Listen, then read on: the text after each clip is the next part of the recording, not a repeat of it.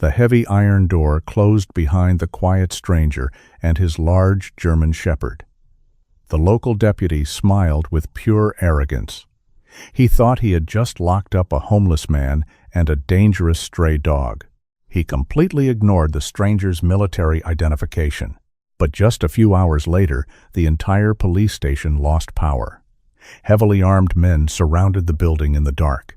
The panicked deputy was about to face his worst nightmare. He would soon realize that the quiet man in the holding cell was not a helpless drifter. He was a highly trained Navy SEAL, and the deputy had just trapped a deadly weapon inside his own station. Before we dive in, let us know in the comments which country you are watching from, and if you love stories that melt your heart, please subscribe to support our channel. The Arizona sun baked the endless stretch of cracked asphalt. Heat waves distorted the horizon, making the distant mountains look like a mirage. Walter kept his hand steady on the steering wheel of his old Ford pickup truck. He was a tall, broad-shouldered man with a short, neat military haircut and a weathered face that showed the marks of years spent in harsh environments. As an active-duty Navy SEAL on a rare week of leave, he wanted nothing more than a quiet, uneventful drive across the state. Sitting upright in the passenger seat was Max. Max was a purebred German shepherd with a thick black and tan coat, alert pointed ears, and intelligent dark brown eyes. He was not just a pet. Max was a highly trained military working dog, a veteran of multiple overseas combat deployments. He sat completely still, watching the desert roll by with calm focus. Without any warning, the truck violently shuddered. Thick gray smoke billowed from beneath the hood, quickly blocking the windshield. Walter smoothly guided the dying vehicle to the dusty shoulder of the empty highway. He turned the ignition key, but the engine only clicked weakly. Walter stepped out into the oppressive heat and popped the hood. A wave of burning oil and hot metal hit his face. The radiator was completely blown. He reached into his pocket and pulled out his cell phone. He stared at the blank screen. No signal. Not even a single bar of service. Walter looked down at Max, who had already jumped out and sat patiently by his heavy boots. "Looks like we are walking, buddy," Walter said. He grabbed his canvas duffel bag and a small plastic water bottle from the cab. The nearest town on the map was a place called Dust Creek, about 5 miles away. The walk was brutal. The midday sun punished them with over 100 degrees of blistering heat. White dust coated Walter's combat boots and Max's paws. Max panted heavily, his tongue hanging out, but he never broke his stride. He stayed perfectly aligned with Walter's left leg. Walter stopped every single mile. He poured a small amount of the remaining water into his cupped hand and let Max lap it up. Walter ignored his own parched throat and cracked lips. He gave the very last drop of water to his dog. They shared a silent bond forged in active combat zones, a bond stronger than any spoken words. Walter would always put his partner first. It took them 2 exhausting hours to reach Dust Creek. The town looked completely forgotten by time. A few faded storefronts lined the single main street, and dry tumbleweeds rested against broken wooden fences. Walter saw a flickering neon sign buzzing faintly above a small square building. It read, "Dusty Spoon Diner." Walter pushed the heavy glass door open. A small bell jingled above them. The blast of air conditioning hit them like a wall of ice. The diner was nearly empty. A bored waitress wiped down the front counter with a wet rag. 3 men sat quietly in a corner booth. The smell of stale coffee and fried grease filled the room. Walter walked toward the counter, keeping Max close to his side. Max walked in perfect lockstep, completely ignoring the unfamiliar smells and the sudden blast of cool air. "Excuse me," Walter said to the waitress. "My truck broke down a few miles back on the highway. Do you have a payphone I could use to call a tow truck?" The waitress stopped wiping the counter and pointed a finger toward a dusty public phone mounted on the back wall near the restrooms. "Right over there, mister." Walter nodded in thanks. He led Max toward the back of the diner. Before they could reach the phone, a man stumbled out of the men's restroom. He was disheveled, with a red, bloated face. a stained white t-shirt, and he reeked strongly of cheap beer. The drunk man bumped hard into Walter's broad shoulder. Walter stood his ground, not moving a single inch. The drunk man stumbled backward, instantly angry and visibly embarrassed. "Watch where you are going, outsider," the man slurred loudly, balling his hands into loose fists. "My apologies," Walter said calmly. He tried to step around the aggressive man to reach the phone. The drunk man then noticed Max sitting quietly beside Walter. The man sneered in disgust. "No mutts allowed in here? Get that filthy animal outside right now." Without waiting for a response, the drunk man suddenly swung his heavy work boot, aiming a vicious kick directly at Max's ribs. Max reacted instantly. He did not bite, but he lunged forward, baring his sharp white teeth and letting out a deep, bone-rattling growl that echoed through the small diner. The drunk man screamed in panic, lost his balance, and fell backward onto the hard linoleum floor. He scrambled away in absolute terror, knocking over a wooden chair in the process. The diner fell completely silent. The bell above the front door jingled again. Heavy, deliberate footsteps echoed on the floorboards. A man in a tight tan police uniform walked in. It was Deputy Miller. He was an overweight man with a smug smile, a shiny silver badge pinned to his chest, and dark aviator sunglasses worn indoors. He rested his right hand aggressively on his gun belt and looked at the chaotic scene. "What in the world is going on here?" Miller demanded, his voice loud, arrogant, and dripping with false authority. The drunk man on the floor pointed a shaky finger at Walter. "That guy and his vicious dog just attacked me, Deputy. He tried to kill me." Walter kept Max in a strict seated position with a tiny hand gesture. "That is not true, officer. He tried to kick my dog without provocation. My dog simply defended himself by growling." Miller ignored Walter completely.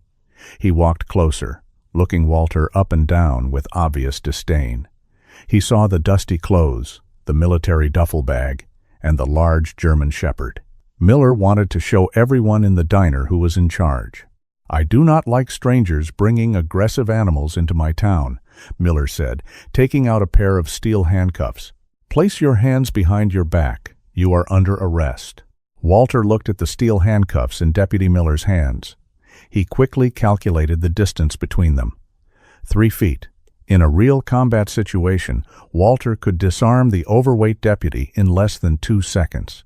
He could break Miller's wrist, take his service weapon, and clear the diner before anyone else moved. But Walter was not in a war zone. He was in a dusty diner in Arizona, and his main priority was keeping Max safe. Any sudden movement might cause Miller to draw his weapon and shoot the dog. "Officer," Walter said, keeping his voice low and steady, "I am an active-duty Navy SEAL. My military identification is in my left chest pocket. You can check it." Miller scoffed loudly. He did not reach for the pocket. "A Navy SEAL? Right. And I am the President. You look like a dangerous drifter to me. Turn around and put your hands behind your back." The drunk man on the floor nodded eagerly. "Yeah, lock him up, Deputy. He is a menace." Walter slowly turned around. He placed his hands behind his back. The cold steel locked around his wrists. The metal bit into his skin. But Walter did not flinch. He looked down at Max. The German shepherd stood up, the thick fur on his neck bristling. Max let out a low whine, confused and defensive. "Sit, Max," Walter commanded firmly. "Stay." Max immediately sat back down. His dark eyes darted between Walter and the deputy, but he obeyed. His rigorous military training overrode his instinct to protect his handler. "Bring the mutt," Miller ordered. "We have a cage for strays at the station." Miller grabbed Walter by the bicep and shoved him toward the diner door. Walter walked carefully, making sure Max followed right by his side. The midday heat hit them again as they stepped outside. Miller led them to a dirty police cruiser parked near the diner entrance. He opened the back door. "Get in," Miller said. Walter gestured with his head for Max to jump in first. The dog hopped onto the hard plastic seat. Walter slid in next to him. The back of the cruiser smelled like stale sweat and cheap pine air freshener. Miller slammed the door shut, trapping them in the suffocating heat of the vehicle. The drive to the Dust Creek police station took less than 5 minutes. The town was tiny. They passed a closed gas station, an empty hardware store, and a few run-down houses. The police station was a small brick building at the end of the main street. A faded American flag hung loosely from a pole out front. Miller parked the cruiser and pulled Walter out. He reached to grab Max by the collar, but Walter immediately stepped in between them. "Do not touch my dog," Walter warned, his voice suddenly dropping to a dangerous register. "He will follow me." Miller hesitated. For a split second, he saw something in Walter's eyes that made him step back. It was the look of a man who knew exactly how to kill. Miller swallowed hard, but quickly put his arrogant mask back on. "Just get inside," Miller snapped. They walked into the station. The front desk was cluttered with old paperwork, empty coffee cups, and scattered files. The air conditioning hummed loudly, but it barely fought off the desert heat seeping through the thin windows. 2 other officers sat at their desks, idly typing on old computers. They looked up lazily as Miller marched in with his prisoners. Neither of them looked particularly competent or ready for any real trouble. "Got a violent troublemaker here?" Miller announced loudly, puffing out his chest. "Assaulted a local at the diner. Claims he is some kind of elite military. Probably stole the dog, too." Walter did not say a word.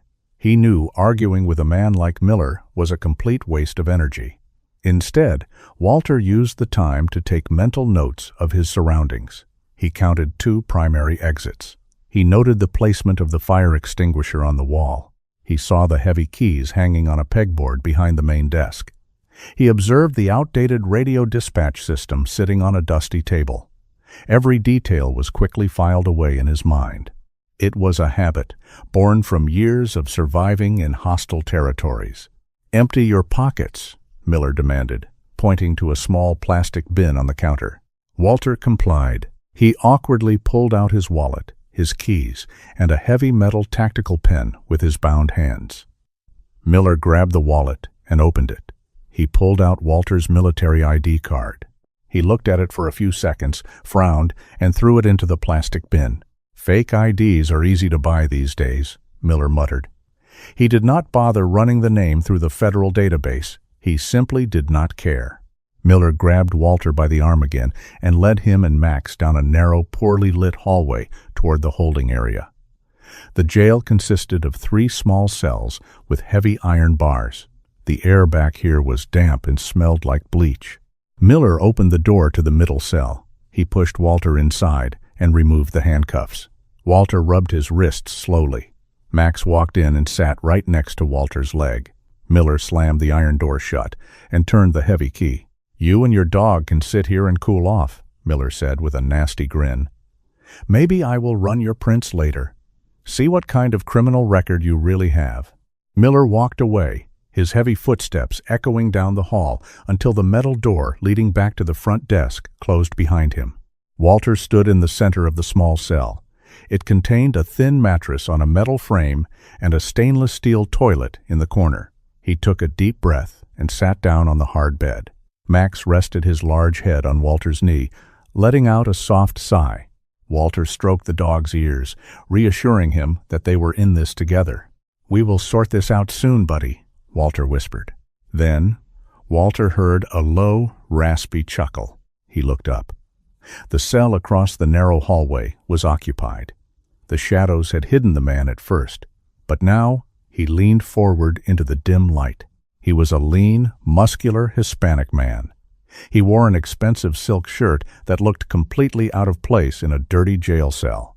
But it was the man's face that caught Walter's attention. A dark, intricate tattoo of a crow spread across his neck, the black wings reaching up past his jawline. The man had cold, dead eyes. He looked at Walter and Max with a strange, knowing smirk. Walter recognized that look instantly. It was the look of a predator who knew he was not going to be in a cage for very long. The man did not say a word. He simply smiled, revealing a row of gold-capped teeth, and leaned back into the shadows of his cell. Walter's combat instincts flared to life. He knew right then that this small-town police station was holding someone extremely dangerous, and Walter was now locked in a cage right next to him. Max rested his large body on the cold concrete floor. The German Shepherd kept his ears swiveled toward the hallway, picking up faint sounds that Walter could not hear. Walter trusted the dog's instincts completely. If Max sensed immediate danger, he would react. Right now, Max was simply alert and calculating. Heavy footsteps approached down the narrow, dimly lit hallway. The heavy metal door opened with a loud creak. Deputy Miller walked in, followed closely by a new figure. It was a woman in a standard police uniform. She had graying hair pulled back into a tight bun, sharp brown eyes, and a posture that commanded respect despite her obvious physical exhaustion. She wore a shiny silver star pinned to her chest. This was Sheriff Sarah. "Is he secure?" Sarah asked. Her voice was firm but worn down by a long, difficult day. "Yes, Sheriff," Miller replied quickly. He sounded anxious, almost breathless. El Cuervo is locked securely in cell number 1. He has not said a single word since we brought him in this afternoon. Sarah walked directly up to the iron bars of the first cell. She looked hard at the tattooed man inside. "The FBI armored transport is exactly 2 hours away, Cuervo. Enjoy your last few hours in Dust Creek. You are going away for a very long time." El Cuervo smiled slowly, revealing his gold teeth. He leaned against the concrete wall and crossed his arms casually. 2 hours is a lot of time, Sheriff. Things change very fast in the desert when the sun goes down. Sarah ignored his obvious threat. She turned around and noticed Walter sitting quietly in the middle cell. She frowned deeply and pointed a finger at him. "Miller, who is this man? And why is there a massive dog inside my holding area?" Miller puffed out his chest, trying desperately to look authoritative in front of his boss. "Just a drifter, Sheriff. He caused a violent disturbance at the diner. He claimed he was military, but he had no proof on him. He was aggressive, so I locked him up to cool down. The dog is dangerous, too." Walter stood up slowly from the mattress. He kept his hands visible and his voice perfectly calm. "Sheriff, my name is Walter. I am an active-duty Navy SEAL. My military identification is currently sitting in a small plastic bin on your front desk. I did not start any fight. A drunk man tried to kick my dog, and my dog growled at him in self-defense. Your deputy arrested me without any valid legal reason." Sarah looked intently at Walter. She saw his disciplined posture, his calm demeanor, and the highly intelligent, obedient dog sitting silently by his side. She had spent 20 years in law enforcement. She knew the clear difference between a dangerous drifter and a trained military professional. She turned a harsh, punishing glare toward Miller. "Did you verify his identification, Miller?" Sarah demanded loudly. Miller shifted his weight uncomfortably from foot to foot. He avoided looking into her eyes. "I figured it was fake, Sheriff. We had a priority target in custody. I did not have time to run a background check on a random vagrant." Sarah sighed heavily and rubbed her temples. "Go back to the front desk, call the military base in Phoenix, and verify his status right now. If he is telling the truth, you are going to apologize, and we are letting him go immediately. Move." "But Sheriff," Miller stammered, sweating slightly on his forehead, "we need all hands on deck for Cuervo." "I said move, Deputy," Sarah ordered sharply. Miller turned around quickly and hurried out of the holding area. The heavy metal door slammed shut behind him. Sarah looked back at Walter with a tired, apologetic expression. "I apologize for my deputy," Sarah said softly. "He is an idiot. But I am currently holding one of the most ruthless cartel bosses in the state, and I am severely understaffed today. Sit tight. I will get you out of there as soon as I verify your name." "Take your time, Sheriff," Walter replied evenly. "But you should keep a very close eye on your deputy. He is hiding something." Sarah frowned, opened her mouth to ask a question, but then her police radio cracked heavily with static. A dispatcher requested her presence at the front desk immediately. She gave Walter one last lingering look and walked away. Walter sat back down on the bed. He focused all his attention on the sounds coming from the front office. The walls were thin. He could hear Miller pacing back and forth.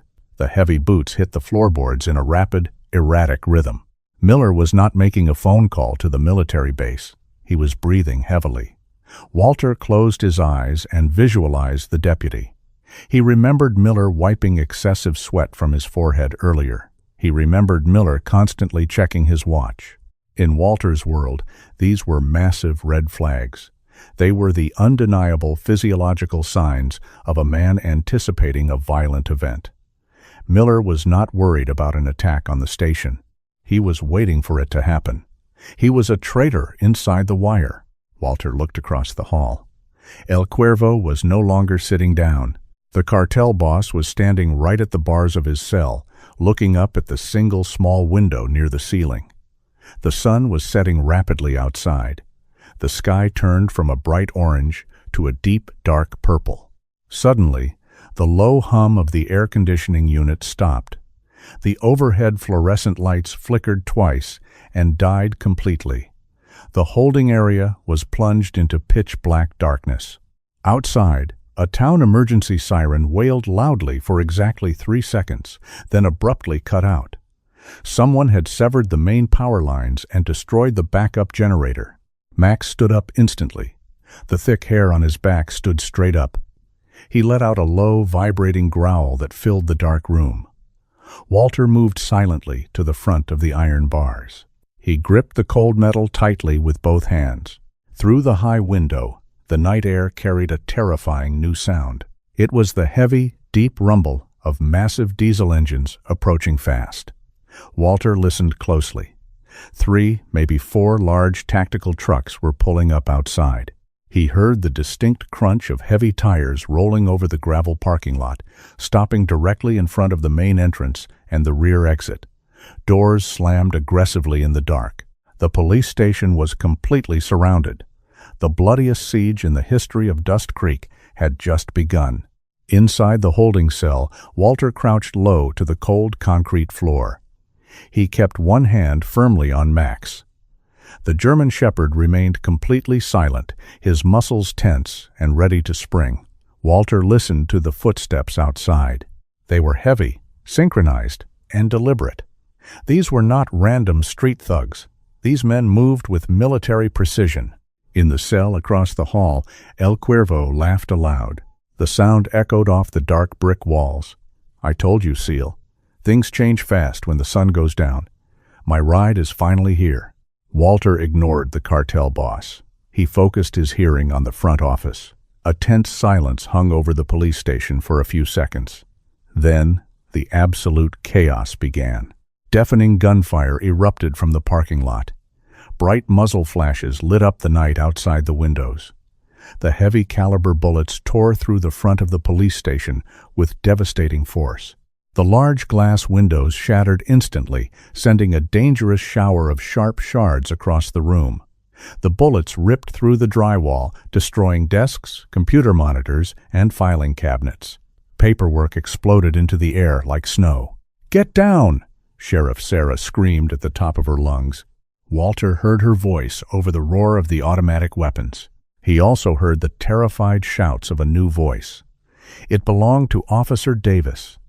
Davis was a young, skinny rookie with wide, terrified eyes and a uniform that looked one size too big for him. He had just graduated from the police academy 3 months ago. Now, he was caught in the middle of a war zone. "They are shooting the radio!" Davis yelled in pure panic. The attackers concentrated their fire on the communications desk. Sparks flew as the main dispatch console took several direct hits. The radio equipment exploded in a shower of electrical sparks and smoke. The mercenaries were systematically cutting off all contact with the outside world. The Dust Creek police station was now completely isolated. "Return fire! Return fire!" Sarah commanded. Walter heard the distinct sound of a pump-action shotgun. Sarah fired 2 heavy blasts through the shattered front windows. Her shots were immediately answered by a relentless hail of automatic rifle fire. The attackers had overwhelming fire superiority. The local police officers were pinned down behind the thick oak reception desk, unable to peek out without getting their heads blown off. Walter calculated the odds in his head. The attackers had at least 4 men laying down suppressive fire from the front. They likely had more men moving to secure the rear exit. The local police only had basic sidearms and 1 shotgun. They were outgunned, outnumbered, and completely trapped. "Miller!" Sarah yelled over the deafening noise. "Get to the back door. Do not let them breach the rear entrance. We need to hold the line until the state troopers realize our signal is gone." Miller was hiding near the hallway that led to the holding cells. He was sweating profusely, his hands shaking violently as he gripped his service pistol. He did not move toward the back door. He stayed exactly where he was, breathing heavily in the dark. "Miller, move right now!" Sarah screamed again. She ejected a spent shell from her shotgun and loaded a fresh one. Officer Davis crouched next to Sarah. He held his pistol with both hands, trembling uncontrollably. "I will go, Sheriff. I can cover the back." Davis started to stand up, to move toward the rear hallway. He took 2 steps away from the safety of the heavy reception desk. Miller finally moved. But he did not aim his weapon at the shattered windows or the attackers outside. He raised his service pistol and aimed it directly at the young rookie. Walter heard the gunshot clearly. It was a smaller caliber than the rifles outside. It was a single, deliberate shot fired from inside the station. Officer Davis let out a sharp cry of pain. He dropped his pistol and fell hard onto the floor, clutching his right shoulder. Blood immediately soaked through his tan uniform shirt. He writhed on the ground, completely shocked by what had just happened. Sarah whipped her head around. She looked at Davis, bleeding on the floor, and then she looked at Miller. Her eyes widened in absolute horror and disbelief. Miller stood there in the shadows, his gun still raised, the barrel smoking slightly in the dim light. "Miller, what did you do?" Sarah gasped, her voice trembling with shock. Miller stepped forward, his face pale, but his expression completely cold. He aimed his gun directly at Sarah's chest. "Drop the shotgun, Sheriff. Drop it right now, or I will put a bullet in your head." Sarah froze. The intense gunfire outside began to slow down, shifting from a continuous barrage to controlled single shots.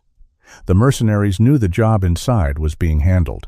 "You set us up," Sarah whispered, the painful realization hitting her. "You are working for him." "I am just trying to survive, Sarah," Miller replied, his voice shaking slightly. "The cartel pays a lot better than the county. Now drop the weapon." Sarah slowly lowered her shotgun and placed it on the floor. She raised her hands in the air. "Kick it away," Miller ordered. Sarah kicked the shotgun across the floor. It slid away, out of her reach. Miller walked up to her, grabbed her roughly by the collar of her uniform, and jammed the barrel of his pistol hard into her ribs. "Now," Miller said, breathing heavily, "you and I are going to take a little walk to the back. You are going to give me the keys to the holding cells." Miller dragged Sarah toward the narrow hallway leading to the jail area. He stepped right over the bleeding Officer Davis, ignoring the young man's weak groans for help. Inside the middle cell, Walter heard the heavy footsteps approaching. He heard Sarah grunting as Miller shoved her forward. The betrayal was complete. The traitor was bringing the keys to free the cartel boss. The police station echoed with the heavy thuds of combat boots and the distant crack of rifle fire outside. Inside the pitch-black holding area, Walter focused entirely on the iron door of his cell. The Dust Creek station was very old. Decades of neglect had left the metal rusted and the concrete cracking. Walter dropped to his knees next to the thin mattress. He ran his calloused hands over the metal frame of his bed. He felt a loose bracket near the bottom corner. Walter gripped it firmly. He applied steady, intense pressure. The rusted metal let out a faint squeak before it finally snapped off in his hand. He held a jagged, rigid piece of steel about 4 inches long. It was not a professional lockpick, but for a highly trained Navy SEAL, it was more than enough. Walter moved to the iron door. He knelt in front of the heavy lock. He inserted the makeshift steel pick into the keyhole. He closed his eyes. He relied entirely on his sense of touch. He felt the internal pins of the outdated lock mechanism. In the cell across the hall, El Cuervo stood close to the bars. He waited eagerly for his rescue. He did not pay attention to the dark shape moving inside the middle cell. Walter shifted his weight. He applied rotational tension to the heavy lock cylinder. He pressed the metal piece upward, setting the first pin. A soft click echoed. He moved to the second pin. Another click followed. Heavy footsteps sounded loudly from the hallway. Miller was dragging Sheriff Sarah closer. Walter had only seconds left. He forced the final pin into place. A heavy metallic thud sounded softly as the deadbolt slid back. Walter pushed the heavy iron door open just a single inch. He stopped and looked down at his dog. Max stood completely still in the dark. The German Shepherd watched his handler with intense focus. Walter lowered his left hand. He flattened his palm facing the ground. It was a silent military command. Max immediately dropped to his belly. The dog pressed his body flat against the cold concrete floor.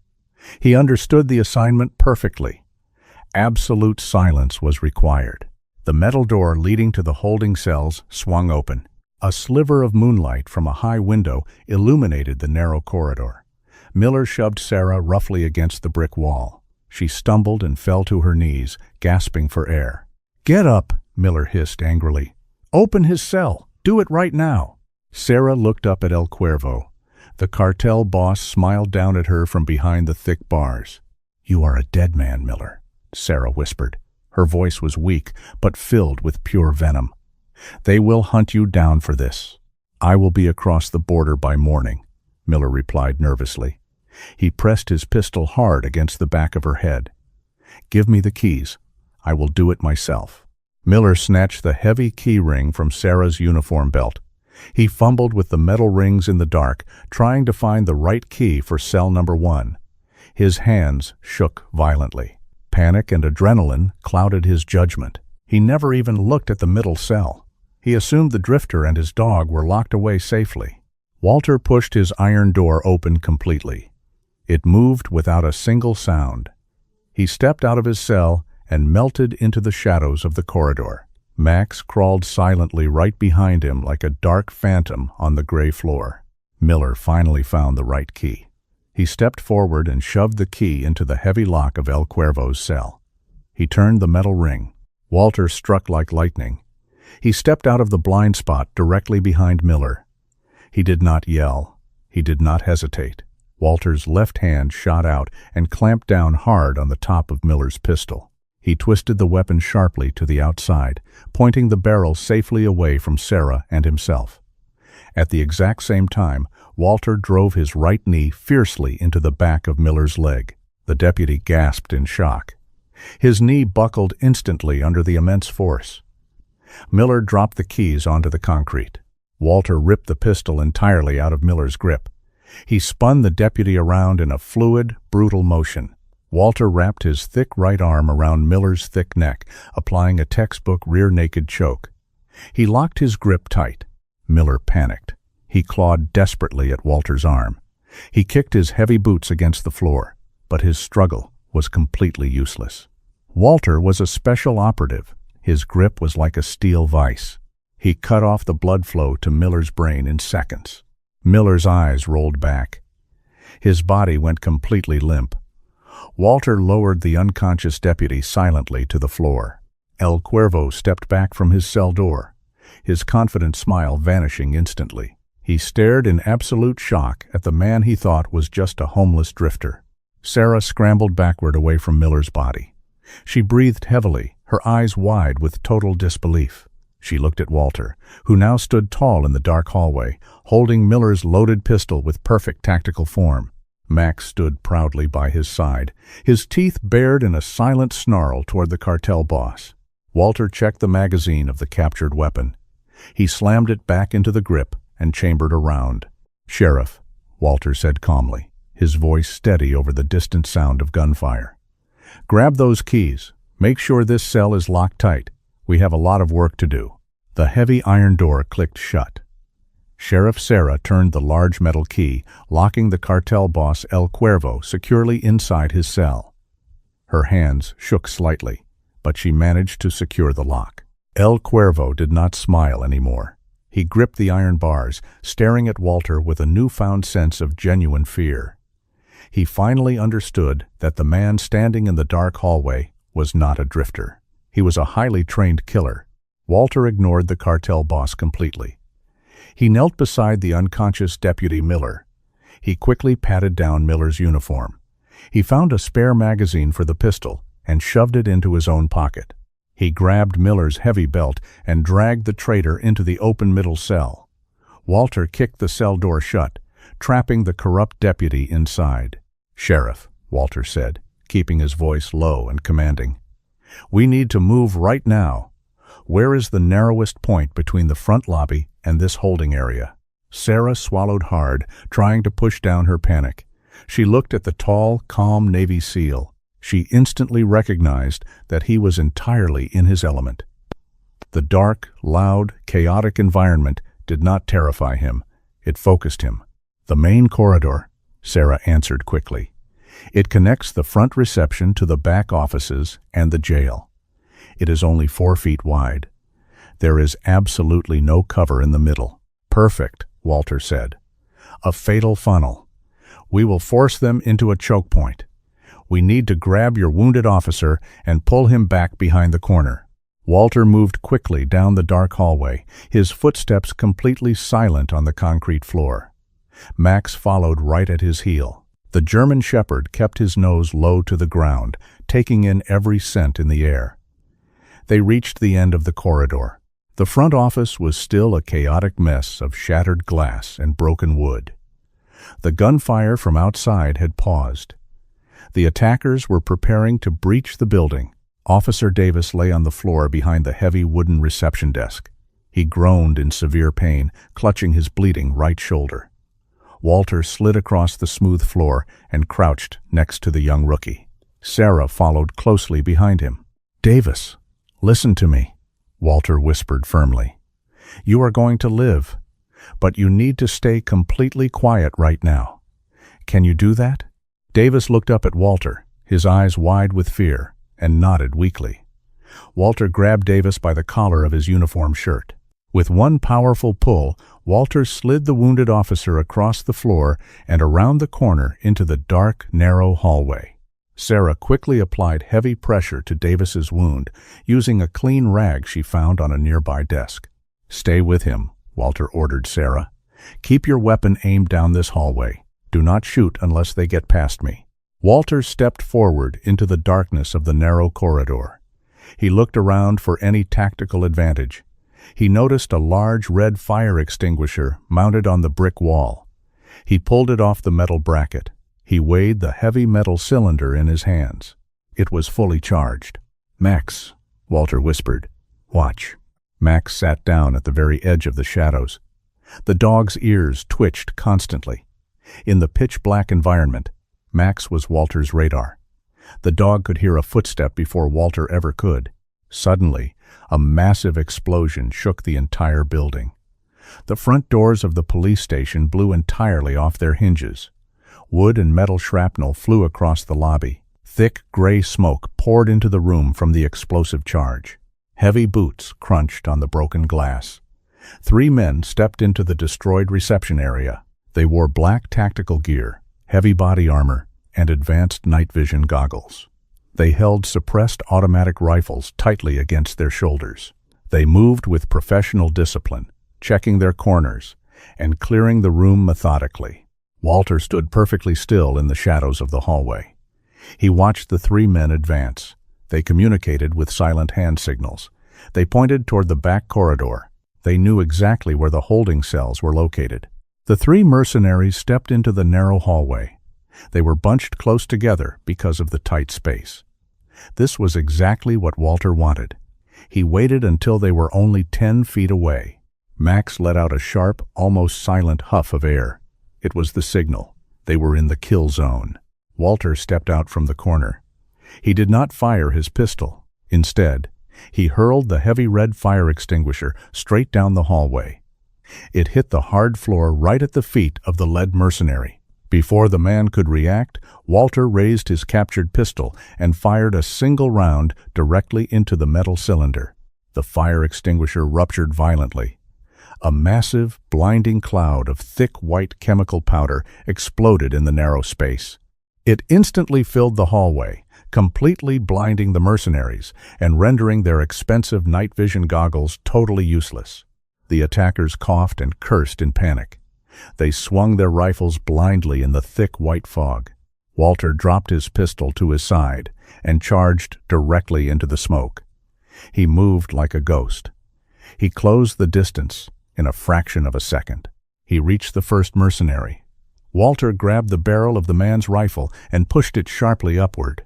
At the exact same time, he drove a devastating palm strike directly into the man's throat. The mercenary choked, dropping his weapon immediately. Walter grabbed the back of the man's heavy vest and slammed his head violently against the brick wall. The first man collapsed to the floor instantly. The second mercenary heard the violent scuffle. He turned blindly, trying to aim his rifle into the smoke.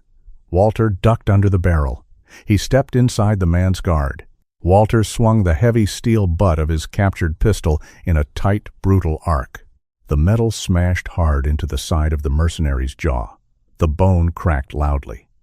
The man spun around from the massive impact and fell face first onto the floor, completely unconscious. The third man panicked. He backed up, firing his rifle wildly into the thick smoke. The suppressed shots hit the walls and the ceiling, sending drywall dust showering down everywhere. Walter dove low. He slid across the smooth floor beneath the wild gunfire. He slammed his shoulder directly into the third man's knees. The mercenary let out a loud shout as his legs were swept out from under him. He crashed hard onto his back, dropping his rifle in the process. Before the man could recover, Walter mounted his chest. Walter delivered one precise, crushing punch to the center of the man's tactical helmet visor.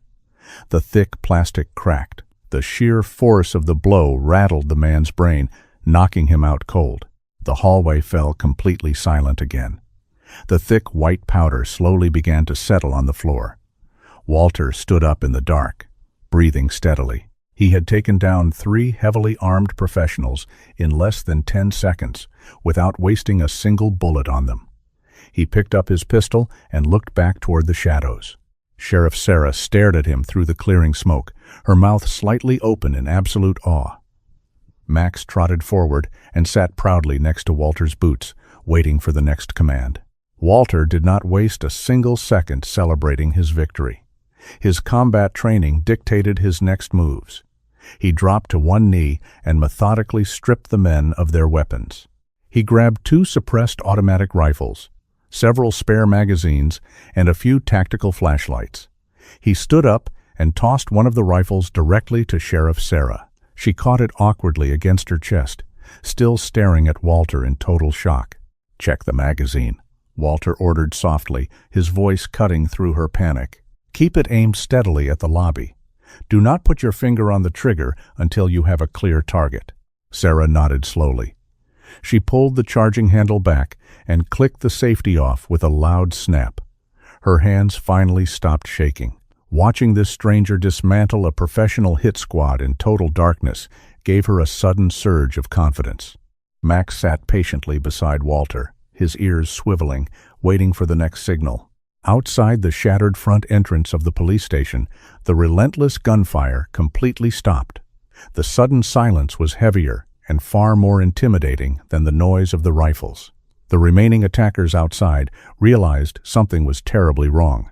Their vanguard assault team had entered the building and disappeared without a single radio transmission or a cry for help. A man named Briggs stood safely behind a bulletproof tactical truck in the gravel parking lot. Briggs was the field commander of this mercenary unit. He was a massive, brutal man with a thick, scarred neck and cold gray eyes.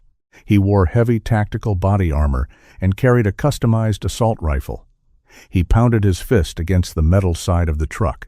"They are not answering the radio," Briggs growled to the 2 men standing next to him.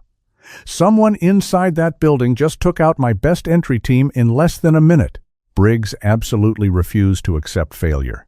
He knew the local police officers did not have the tactical skills to execute such a flawless counterattack. He falsely assumed a federal SWAT unit was somehow trapped inside the building. "We do not have time for a prolonged standoff," Briggs snapped, checking his tactical watch. "The state police will be here very soon. We are going in right now. We will blow the entire corridor to pieces and drag Cuervo out of the rubble." Inside the narrow hallway, Walter heard the heavy crunch of boots on the gravel outside. The enemy was quickly regrouping for a second, much harder push. Walter knew exactly what a frustrated tactical team would do next. They would stop trying to clear the dark room with standard rifles. They would use heavy explosives to breach the choke point. Walter looked carefully at the layout of the destroyed lobby. The heavy wooden reception desk offered the only solid cover from shrapnel. "Sarah," Walter whispered, leaning close to her. "They are coming back. They will definitely use a grenade this time. When they enter the lobby, do not shoot. Wait for my exact command." Sarah gripped her rifle tightly and nodded her head. Walter looked down at Max. He needed a fast distraction, and he needed it to be completely unexpected. "Max," Walter said, using a specific, sharp tone reserved for combat. The German shepherd looked up instantly. His dark eyes locked onto Walter's face. Walter pointed his finger toward the dark corner of the lobby, just behind a fallen metal filing cabinet. "Shadow," Walter commanded firmly. Max moved instantly. The dog darted across the open space without making a single sound. He slid smoothly behind the metal cabinet and vanished completely into the darkness. Heavy, deliberate footsteps echoed through the destroyed front doors. Briggs stepped confidently into the ruined lobby. Two other heavily armed men flanked him on both sides. They moved cautiously, sweeping the room with the bright red laser sights mounted on their rifles.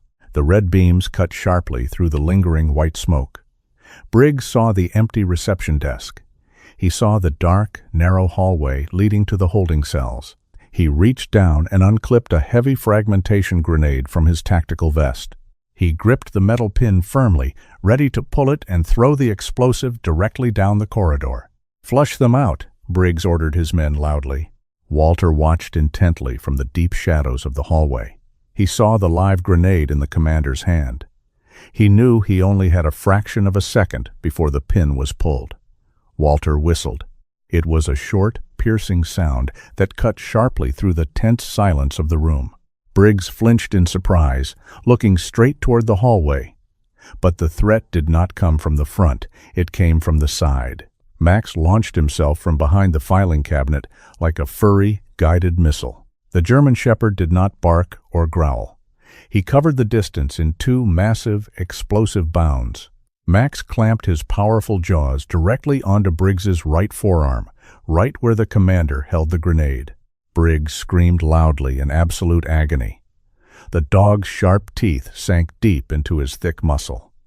The sudden, immense weight of the animal dragged Briggs's arm violently downward. The fragmentation grenade slipped out of his fingers. It hit the hard floor and rolled away rapidly, bouncing toward the shattered front windows. "Grenade!" one of the mercenaries yelled in pure panic. The two men abandoned their commander entirely. They turned around and sprinted desperately toward the front exit to escape the deadly blast radius. Walter did not hesitate for a second. He charged out of the hallway at full sprinting speed. The grenade detonated near the front entrance of the lobby.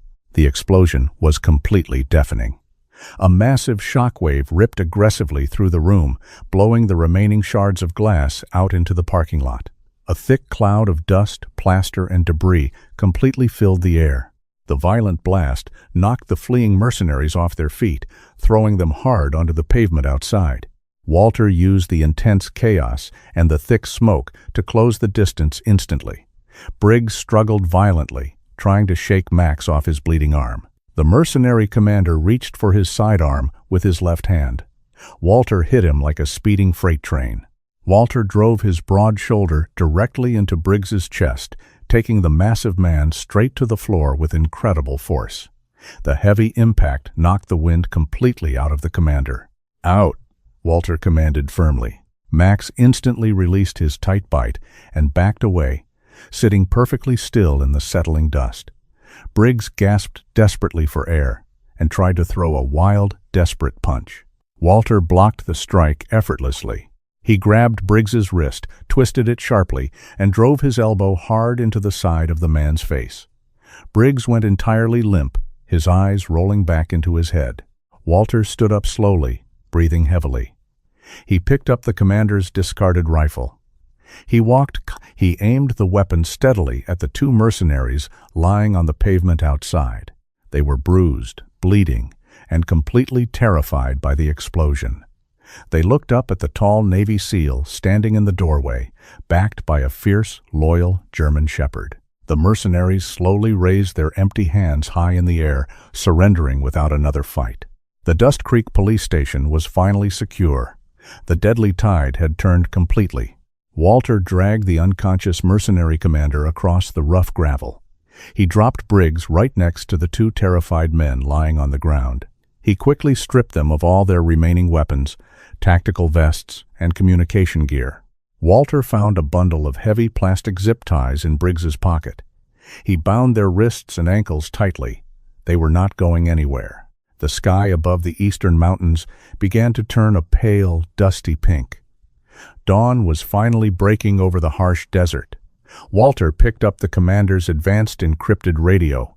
He adjusted the dial to a very specific, restricted emergency frequency used only by military personnel. He pressed the transmission button. Broken arrow. "This is Sierra 29er, Authentication Alpha, Charlie, 7. We have a hostile siege at Dust Creek Police Station. Send Federal Tactical Response and medical evacuation immediately." A crisp, professional voice replied through the static instantly. "Authentication confirmed, Sierra 29er. Federal Bureau of Investigation, tactical units, and National Guard elements are exactly 10 minutes out. Hold your position." Walter clipped the radio to his belt. He walked back into the ruined police station. The thick smoke had finally cleared, leaving behind the heavy smell of burnt gunpowder and pulverized drywall. He stepped over the broken glass and walked down the narrow hallway. Sheriff Sarah sat on the floor, applying heavy pressure to Officer Davis's shoulder. Davis looked very pale, but his breathing was steady. Max sat perfectly still beside them, keeping a watchful eye on the dark corridor. The dog did not relax his guard for a single second. "Medical help is coming," Walter said gently. 10 minutes. Sarah looked up at him.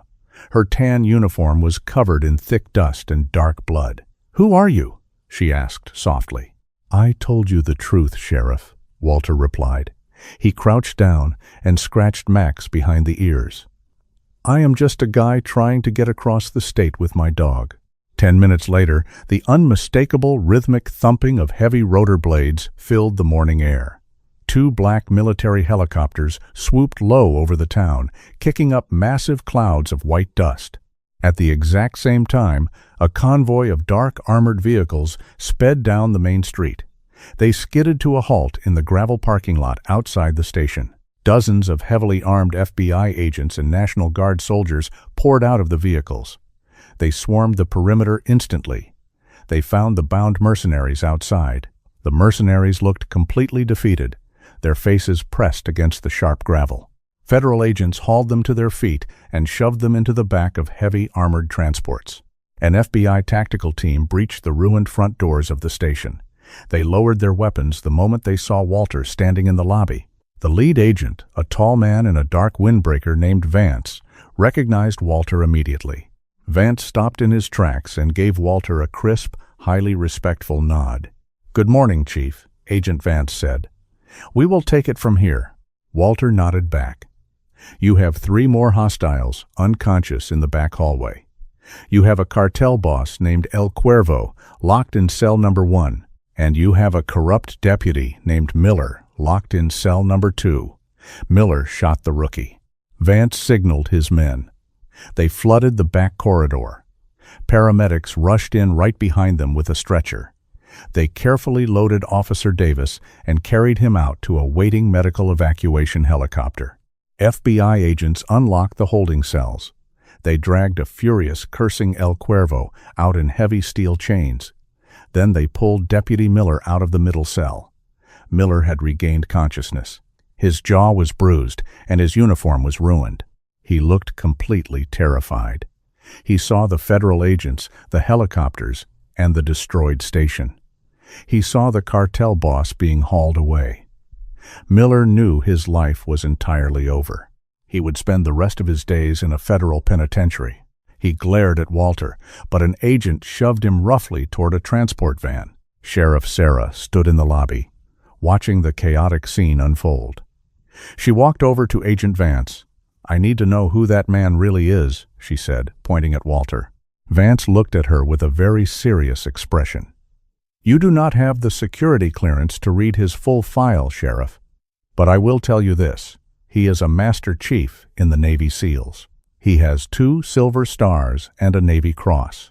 He has saved more American lives than you can possibly count. You are incredibly lucky he was sitting in your jail cell tonight." Sarah felt a massive wave of shame wash over her. She walked slowly out the front door. The morning sun was bright and hot. Walter stood near the edge of the parking lot.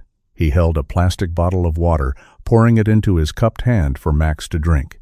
The German Shepherd lapped up the water eagerly. Max had seen much worse in his military career. To him, this was just another successful mission with his best friend. Sarah approached them cautiously. She took off her hat and held it tightly in her hands. "Walter," Sarah said, her voice shaking slightly, "I owe you my life. I owe you the lives of my officers, and I owe you a massive apology. I let my deputy judge you based on your clothes and your dog. I threw a national hero into a cage. I am so incredibly sorry." Walter screwed the cap back onto the water bottle.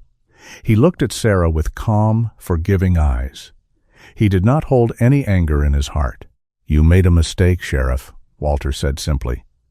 "But when the bullets started flying, you stood your ground. You protected your rookie. You fought back. A badge does not make someone a good person, and old clothes do not make someone a criminal. Actions dictate who we really are." Sarah nodded, tears welling up in her eyes. "I will never forget this lesson." Walter smiled slightly. He reached down and patted Max firmly on the side. "Good boy, Max. Time to go." A dark green military SUV pulled up next to them. A young soldier stepped out and opened the back door. Max jumped in immediately, finding a comfortable spot on the seat. Walter turned back to Sarah one last time. He gave her a brief, respectful salute. "Stay safe, Sheriff," Walter said. He climbed into the SUV and closed the door.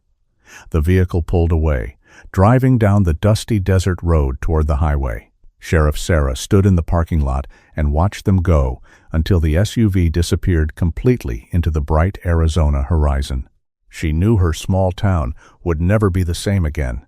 The story of Walter and his loyal German Shepherd, Max, is a powerful reminder that true heroes do not always wear shining armor. Sometimes they wear dusty boots and travel with a 4-legged best friend. True strength is never loud or arrogant. It is quiet, disciplined, and always ready to stand up against evil when the moment demands it. Deputy Miller let his greed and arrogance blind him, while Sheriff Sarah learned a valuable lesson about not judging a book by its cover. We should all remember to treat every person we meet with respect, because you never know what kind of hero is standing right in front of you. May God bless Walter, Max, and all the brave men, women, and service animals who risk their lives to protect us every single day. May the Lord grant them safety, strength, and peace wherever they go.